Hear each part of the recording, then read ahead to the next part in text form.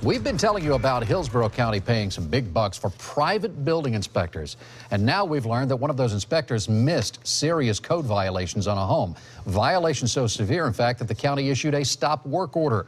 Senior investigative reporter Steve Andrews joining us now live at the county center. All right, Steve, how does an inspector miss these kinds of violations?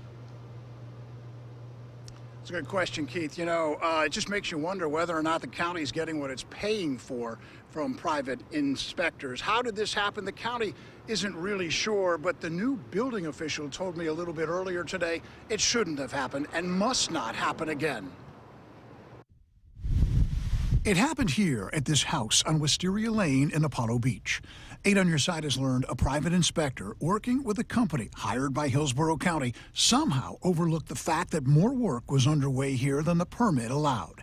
Chief Building Official Mike Rimaldi. What the proper procedure we would have liked is for him to call back to the office and said, hey, I came out to look at these windows and doors, and they're adding walls, they're moving walls. That didn't happen. How did this guy we're paying $54 to $58 an hour miss it?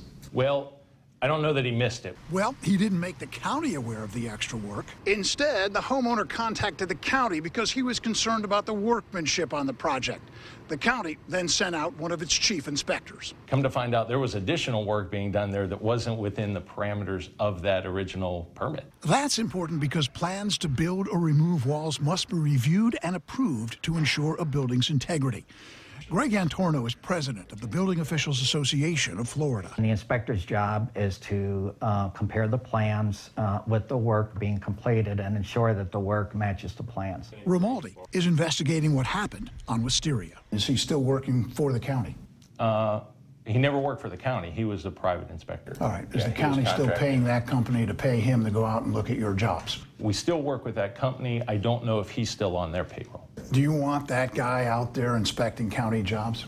I'd have to talk to him. I'd have to see the situation. I'd have to know if it was something that was accidentally missed, it was a, whether it was a judgment.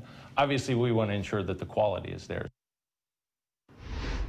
Now, Mike Rimaldi shared with me a little bit earlier that he has not spoken with the individual inspector involved in this situation, but he did say that the county has made it clear that it does not want him back doing inspections for it. Keith?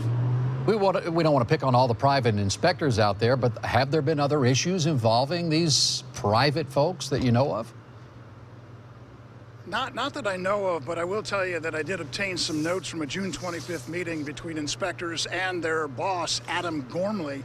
And in those notes, the inspectors pointed out that they were concerned that private providers are not effective and may be missing some safety issues. Yeah, and the salt in the wound here is the county's paying these companies much more than it pays its own inspectors. Wow. Steve Andrews, live in Tampa tonight. Thank you, Steve.